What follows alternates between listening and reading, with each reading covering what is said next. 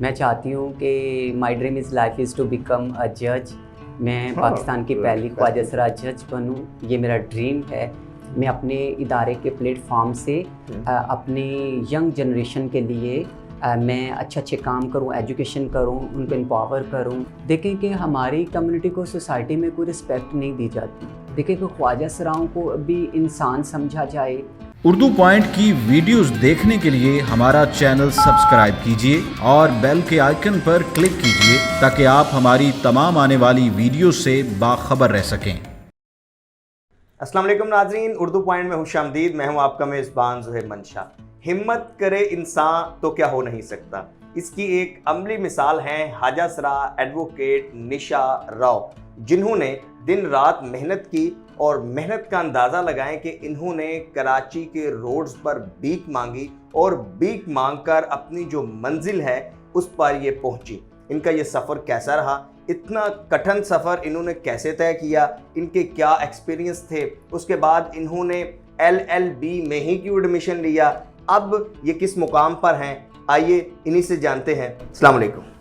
वालेकुम अस्सलाम। निशा, आपने एक बड़ी एग्जाम्पल पुट की है और you are a great motivation for whole Pakistani young generations.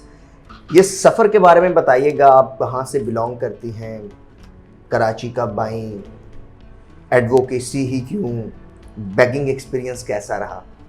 देखिए, जो मेरा ताल्लुक़ है पंजाब से है जी। मैट्रिक तक मैंने घर में ही पढ़ा था। पंजाब लाहौर से हूँ। मैट्रिक करने के बाद मूव करके मैं कराची आ गई अपने कुछ ख्वाजा सरा दोस्तों के साथ। जब मैं यहाँ पर आई तो अपनी कम्युनिटी के साथ रहने लग गई। तो हमारी कम्युनिटी के लोग ज़्यादातर भीख मांगते हैं या नाच गाने में होते हैं। तो जिन लोगों के साथ मैं रहती थी वो रोडों पर भीख मांगते थे, सिग्नल्स पर, घरों में। तो हम उनके साथ रहने लग गए। जिनके साथ मैं आई थी वो भी बैगिंग करते थे लोग। तो जब मैं आई तो स्टार्टिंग में जब मैंने भीख मांगना शुरू किया तो मुझे बहुत अजीब लगता था। मैं समझती थी कि जो भीख मांगते हैं उनकी सोसाइटी में कोई इज़्ज़त नहीं होती, उनको वो मुकाम नहीं मिलता, और ये जो भीख मांगना है ये सारी ज़िंदगी मैं नहीं कर पाऊँगी। लेकिन खैर, मैंने उनके कहने पर भीख मांगना शुरू कर दिया।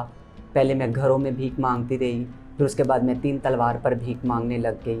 जब 1-2 साल मैंने भीख मांगकर वेस्ट कर दिया, मैंने समझा ये मेरा फ्यूचर नहीं है, क्यों ना मैं अपनी तालीम को दोबारा से शुरू कर दूं। तो मैंने दोबारा से अपनी तालीम को शुरू किया। सुबह में मैं भीख मांगती थी, शाम में मैं पढ़ती थी। इस तरह करते करते मैंने मास्टर किया। जब मैंने मास्टर किया तो बस मैंने कहा कि अब मैं तालीम को छोड़ दूँगी, कोई जॉब करूँगी। लेकिन उसी दौरान मुझे एक मेरे टीचर मिले, मुदस्सिर इकबाल चौधरी साहब, जो हाई कोर्ट के वकील हैं। उन्होंने मुझे मशवरा दिया, तुम इतनी माशाल्लाह पढ़ी लिखी हो, तुम वकालत की तरफ क्यों नहीं आती? मैंने बोला कि मैं वकालत को पसंद नहीं करती। उन्होंने मुझे मोटिवेट किया कि देखें कि तुम्हारे तशद्दुद केस होते हैं, तुम्हारे ख्वाजा सराओं के साथ ज़्यादतियाँ होती हैं, तुम अपनी और अपनी कम्युनिटी की आवाज़ बनो। उन्होंने मुझे मोटिवेट किया तो मैंने सिंध मुस्लिम लॉ कॉलेज में LLB में एडमिशन करवा दिया। जब मैं बैगिंग करती थी उस दौरान मैं पुलिस वालों से डरती थी, क्यों मैं सिग्नल्स पर मांगती थी, पुलिस वाले आकर तंग करते थे। ट्रैफिक पुलिस वाले भी कभी कभी तंग करते थे। इसके अलावा हम कच्ची आबादियों में रहते हैं। दरअसल जब मैं आई थी कराची तो मैं हिजरत कॉलोनी, एक कच्ची आबादी है कैंट स्टेशन के साथ, वहाँ रहती थी।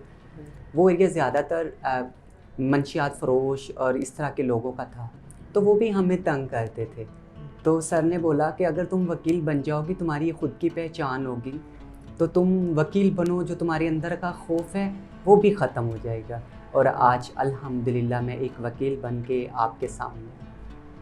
अच्छा, जो बैगिंग का एक्सपीरियंस आपका रहा, एक लंबा अरसा आपने तकरीबन 2008 से 2017 तक तकरीबन 9 साल बनते हैं, उससे आपने क्या सीखा, कैसा एक्सपीरियंस रहा?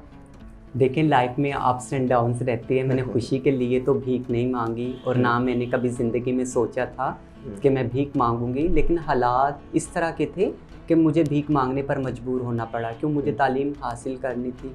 मेरे पास कोई ऑप्शन नहीं था, हमारे लिए कोई फंडिंग नहीं थी। जैसे सोशल वेलफेयर डिपार्टमेंट है या बैतुल माल है या हमारे लिए NGO सेक्टर्स में अगर हम जाएँ तो भाई हमारी फीसेस वगैरह फ्री हैं, ऐसा कुछ नहीं था। मुझे तालीम हासिल करनी थी, तालीम के लिए मुझे भीख मांगना पड़ी और ये मैंने किया। हाँ, बहुत मुश्किलात होती हैं ज़िंदगी में, सोसाइटी में इस तरह के किरदार हैं, तो मुझे बहुत ज़्यादा कभी कभी परेशानियों का सामना करना पड़ता है।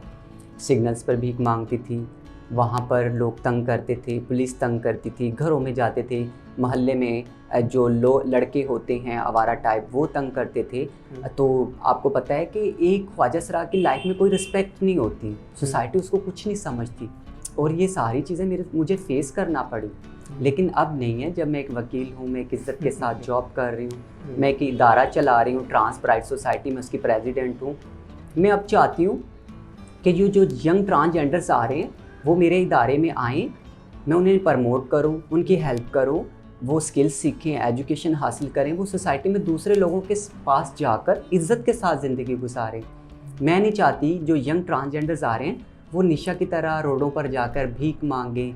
निशा ऐसा नहीं चाहती। वो अपने घर छोड़कर आते हैं, वो ऑलरेडी डिप्रेशन में होते हैं।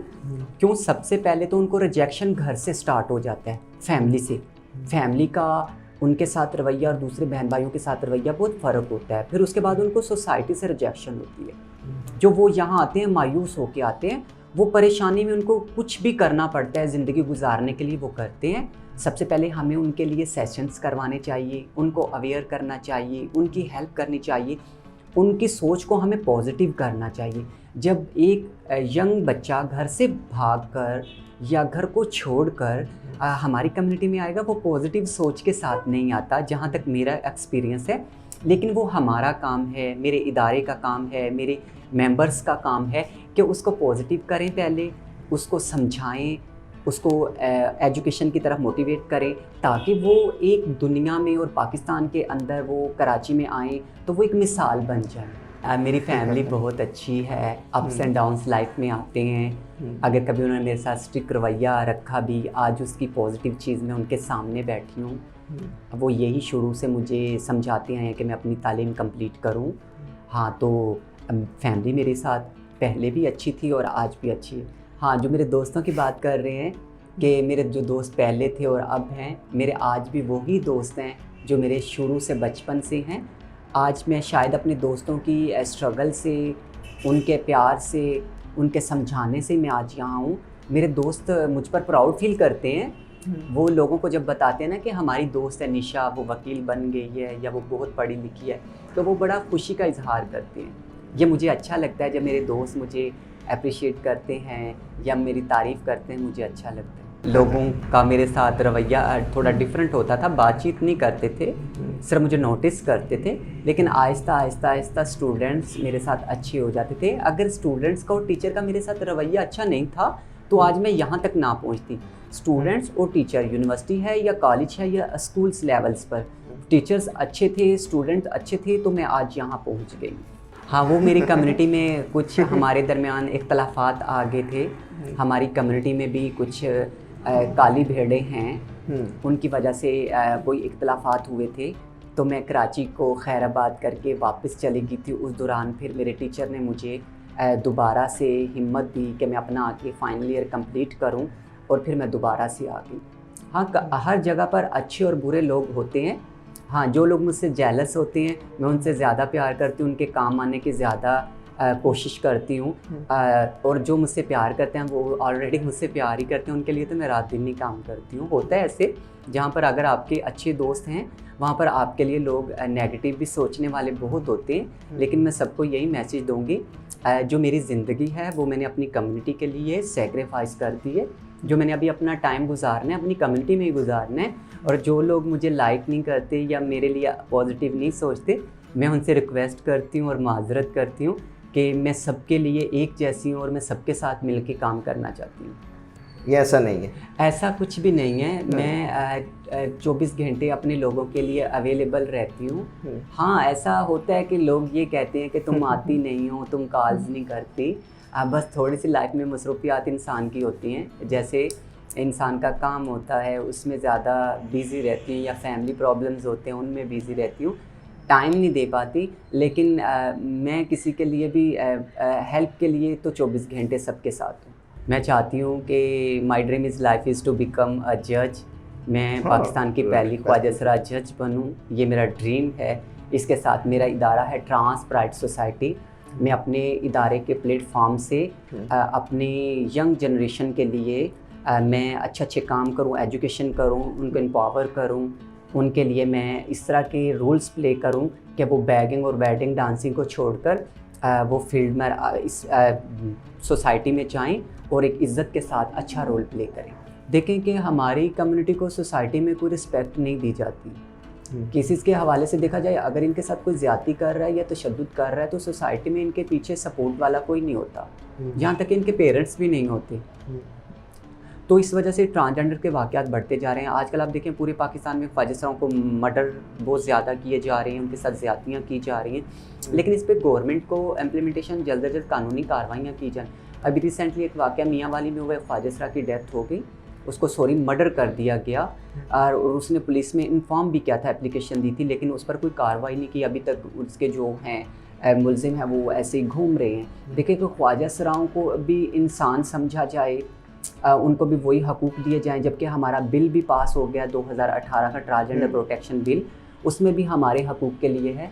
लेकिन मैं तो यही सरकारी जितने भी इदारे उनसे यही रिक्वेस्ट करूँगी कि ख्वाजा सराओं को तहफ़्फ़ुज़ दिया जाए, इन्हें जॉब्स दी जाएँ और इनके लिए फ़ंडिंग की जाए ताकि ये भी सोसाइटी में अच्छे तरीके से ज़िंदगी गुजार सकें। देखिए कि फ़ंडामेंटल राइट्स तो ऑलरेडी हमारा पहले भी पाकिस्तान के आइन के मुताबिक कॉन्स्टिट्यूशन में है, तो सारे शहरी एक ही उसके अहमियत रखते हैं। और जो हमारा ट्रांसजेंडर प्रोटेक्शन बिल है, इसके बीच में हमें आईडी कार्ड दिया गया है और उसके बाद एजुकेशन पर हमारे लिए बात की गई है। उसके अलावा इनहेरिटेंस हो गया। समझो कि ये हमारी प्रोटेक्शन के लिए बिल बनाया गया है और मैं प्राउड फील करती हूँ कि पाकिस्तान वो वाहिद कंट्री है मुस्लिम में जिसमें ख्वाजा सराओं के लिए ये बिल पर जल्द काम किया गया और बिल पास हुआ और इस पर अभी इम्प्लीमेंटेशन किया जा रहा है। लेकिन यहाँ पर मैं दुख करूँगी कि मैं इस बिल का हिस्सा नहीं थी, जबकि 2018 में मैं लॉ की फाइनल ईयर की स्टूडेंट थी और रिसेंटली अभी सिंध असम्बली में हमारा बिल पास होने के लिए जा रहा है। मुझे ऑन बोर्ड नहीं लिया गया। मैं यहाँ पर किससे शिकवा कर सकती हूँ? मैं वजारत कानून से शिकवा कर सकती हूँ या आला अफसरान से कर सकती हूँ कि देखें कि मैं कराची में ही रहती हूँ, मैंने सिंध में ही पढ़ा है, मैं सिंध की धरती से ही आई हूँ और मैंने यहीं पर ही रहना है सारी ज़िंदगी, तो मुझे ऑन बोर्ड क्यों नहीं लिया गया? जबकि मैं वो ख्वाजा सरा हूँ जिसने कल्चर में आके ज़िंदगी गुजारी, कल्चर में ही आके पढ़ा, मुझे कल्चर के एक एक चीज़ का पता है, मैंने गुरु चेला सिस्टम में सारी ज़िंदगी गुजार दी, तो मैं इस बिल का हिस्सा क्यों नहीं बन सकी? देखें कि मेरा गुरु तो नहीं है, लेकिन मैं इस कम्युनिटी का जो गुरु चेला सिस्टम है मैं इसी में ही हूँ। मैं गुरु चेला सिस्टम की हेल्प करती हूँ, कल्चर को देखती हूँ, लेकिन मैं इसका पार्ट नहीं हूँ। जब मैं नई आई थी तो पहले मैं दुकानें मांगती थी। दुकानों पर तो इश्यू नहीं होता मांगने का, कोई भी मांग ले बाज़ार या शॉप्स जाकर, लेकिन सिग्नल्स पर ये होता है। आपने सही कहा, सिग्नल्स पर पहले से ही जो भिखारी खड़े होते हैं वो किसी दूसरे भिखारी को आकर खड़ा नहीं होने देते। और मेरी एज बहुत कम थी, मुझे धक्के दे देते थे, मारते भी थे, मुझे मांगने नहीं देते थे 3 तलवार पर। तो मैं फिर भी ज़िद करके खड़ी रहती थी, लेकिन वो मज़ा नहीं आता था जब आप एक सुकून के साथ होता है। फिर वहाँ से मैं सदर के कुछ सिग्नल्स पर गई, वहाँ पर भी है हाँ, ये सिग्नल्स का इश्यूज़ होते हैं कि जो पहले से वहाँ पर भीख मांगने वाले होते हैं वो नए लोगों को आकर खड़ा नहीं होने देते। वो बोलते हैं कि ये हम बहुत पुराने यहाँ पर खड़े होते हैं, आप जाके कोई नए सिग्नल पर अपनी जगह बनाओ। हाँ, ये सीन है। नया सिग्नल्स ढूंढना पड़ता है, बहुत टफ काम होता है। क्यों? मुझे लगता है कि कराची के सारे सिग्नल्स बुक हैं। खत्म हो गया, बुक है वो।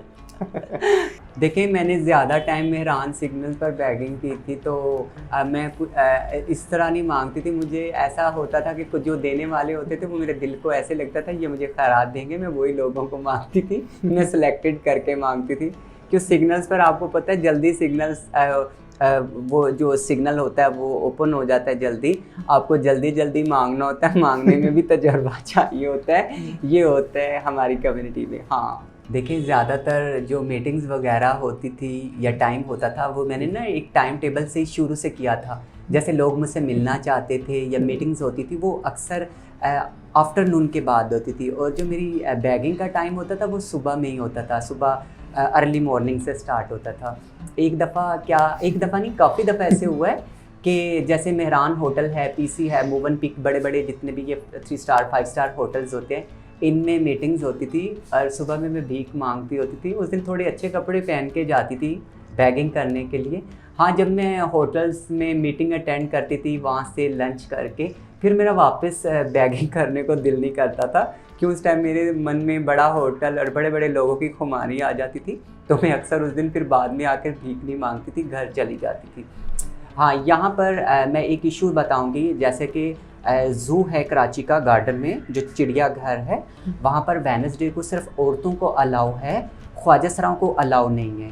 मैं ख़ुद एक वकील, इसी महीने का ये वाक़या है, मैं वेडनेसडे को वहाँ पर गई, मुझे टिकट नहीं दिया, ये बोलकर मुझे अंदर एंट्री नहीं दी ज़ू में कि मैं एक ख्वाजा सरा हूँ। और अगर हम नेशनल हाईवे पर चले जाएं तो जो वाटर पार्क्स बने हुए हैं तो वहाँ पर ख्वाजा सराओं को एंट्रियाँ नहीं दी जाती। इसके बाद अगर हम सफारी पार्क करें, अस्करी पार्क करें, यहाँ पर भी ख्वाजा सराओं को अलाउ नहीं है कि वो पार्क के अंदर जाएं। क्या ये सोसाइटी में और गवर्नमेंट इस पर हमारे लिए कुछ नहीं करेगी? अगर हमें ये सारी चीज़ें प्रोवाइड नहीं है, अगर हमें इंसान नहीं समझते तो फिर हमें क्या समझते हैं? मैं जब बात करती हूँ तो अक्सर जगह पर कहा जाता है कि आपकी कम्युनिटी के लोग माहौल को ख़राब करेंगे। मैं चाहती हूँ कि एक ख्वाजा सरा किस तरह माहौल ख़राब कर सकता है। मैंने आज तक नहीं सुना कि किसी ख्वाजा सरा ने किसी छोटे बच्चे के साथ रेप किया हो या किसी ख्वाजा सरा ने डकैती की हो या मर्डर किया हो। हमारी जितनी भी जेल्स देख लें, ख्वाजा सराओं डायरेक्ट तौर पर वहाँ पर सज़ा नहीं हुई होती, किसी तरीके से वो इन्वॉल्व होकर जेलों में आए होते हैं। ख्वाजा सरा तो एक अमन पसंद है, ख्वाजा सरा तो अपनी ज़िंदगी दूसरों के लिए सेक्रीफाइस करते हैं। ये तो वो तबका पिसा हुआ है जो ख़ुद की हिफाजत नहीं कर सकता, ख़ुद को सेफ़ नहीं रख सकता, वो दूसरों को क्या नुकसान देगा। देखिए कि गुरु चेला सिस्टम हमारी कम्युनिटी के लिए मुफीद भी है और मुफीद भी नहीं है। जब हम अपनी कम्युनिटी में आते हैं तो गुरु हमें रखते हैं, सिखाते हैं और क्या कहते हैं, आगे बढ़ने के लिए सारे हेल्प करते हैं। कुछ गुरुज़ ख़राब होते हैं जिनकी वजह से ये निज़ाम थोड़ा सा ख़राब हो जाता है और कुछ चेले भी ख़राब होते हैं। सारा कसूर गुरु का नहीं होता, चेलों का भी कसूर होता है। बाज़ जगह पर चेले अच्छे नहीं होते तो वो कोऑपरेट अच्छा नहीं करते। वैसे गुरु चेला सिस्टम तो अज़लों से चलता हुआ आ रहा है, ये तो हिंदुस्तान से कल्चर में है और आज तक चल रहा है। मुगलिया दौर से ये कल्चर में था और अभी तक है। लेकिन जो लोग इस कल्चर में हैं वो इसको अच्छा समझते हैं, कुछ लोग अच्छा नहीं समझते। बस इसी तरह ये चल रहा है। देखें कि क्या कहते हैं कि ख्वाजा सराओं के पास ऑप्शन नहीं है। ख्वाजा सरा या तो सेक्स सेलिंग करते हैं, बैगिंग करते हैं, वेडिंग डांसिंग करते हैं। एक ख्वाजा सरा अगर कुछ कर भी रहा है तो वो मजबूरी में कर रहा है। लास्ट टाइम मैं पिछले रमज़ान में अपनी किसी फ्रेंड के घर गई थी, थर्सडे का दिन था और ये मेरे सर को भी पता है, मुदस्सिर इकबाल को, मैंने उनको भी आकर बताया था। मैं अपनी किसी फ्रेंड की तरफ गई थी, फ्रेंड का मैं नाम भी लूँगी, सपना राजपूत, सफूरा में वो रहती है। मैं उसके घर गई थी, उसके साथ जाके मैंने लास्ट टाइम बैगिंग की थी तकरीबन 1-1.5 साल पहले। नहीं, वो ये सीन हुआ था, वो मुझसे बहुत ज़्यादा प्यार करती है तो वो मुझसे टाइम कह रही थी कि मुझे मिलने आओ। तो वो ट्यूसडे वेडनेसडे तक मुझे 2-3 दिन बुलाती रही, तो लेकिन मुझे टाइम नहीं लगा ऑफिस से जाने का। तो मैं थर्सडे को चली गई। थर्सडे को वो बैगिंग पर जाती थी, एक ही दिन बैगिंग करती थी। और हमारे लोग जुमेरात का दिन ज़्यादा इम्पोर्टेंस देते हैं भीख मांगने में कि जुमेरात को ज़्यादा भीख मिलती है। लेकिन मुझे तो लाइफ के सारे दिन एक जैसे ही लगते थे जब मैं भीख मांगती थी। तो जब मैं उसके साथ गई तो उसने बोला कि मैं तो जा रही हूँ काम पर। मैंने बोला आज मैं भी तुम्हारे साथ जाऊँगी। तो फिर हम दोनों ही चले गए, लेकिन हम तो जस्ट इंजॉय करने के लिए गए थे। हाँ, उस दिन मैं उसके साथ गई थी। तो कभी कभी जाते हो तो अच्छा तो नहीं लगता, लेकिन मैं तो जस्ट इंजॉय करती हूँ। अच्छा जी, थैंक यू निशा, बड़ी अच्छी आपके साथ आज की गुफ्तगू रही। और हम जो है अपने ऑडियंस को बताते चलें कि निशा राव साहिबा ने एक बड़ी एग्जाम्पल कायम की है। और आपने निशा साहिबा की बातें सुनी, बड़ा प्राउडली और बड़े आराम से वो बता रही थी कि ये बैगिंग करती थी और इसमें कोई यार नहीं है। और अपनी मेहनत के बलबूते पर आज अल्हम्दुलिल्लाह ये एक अच्छी कामयाब वकील हैं, कामयाब इंसान है। और ना सिर्फ हाजा सरा कम्युनिटी बल्कि तमाम लोगों के लिए एक एग्ज़ाम्पल हैं कि अगर आपने इल्म हासिल करना हो, अगर आपने अपनी मंजिल को हासिल करना हो, तो इसके लिए आपने सिर्फ मेहनत करनी होती है, दिन रात एक करना होता है, सर्दी गर्मी की परवाह किए बगैर आपने काम करना होता है और आप एक दिन अपनी मंजिल पर पहुंच जाते हैं। कुछ शिकवे इन्होंने ज़रूर किए और इन्होंने अभी एक बिल जो आ रहा है, जो हाजासरा प्रोटेक्शन बिल है, उस पर इन्हें ऑन बोर्ड नहीं लिया गया। तो ये एक जो है वो बड़ी नाइंसाफ़ी है। और चूँकि निशा राव का एक एक्सपीरियंस है, इन्होंने बैगिंग की, इनका जो कम्युनिटी है उसके साथ एक वक्त गुजारा और उनके मसाइल से, उनके इश्यूज़ से ये अच्छी तरह आगाह हैं।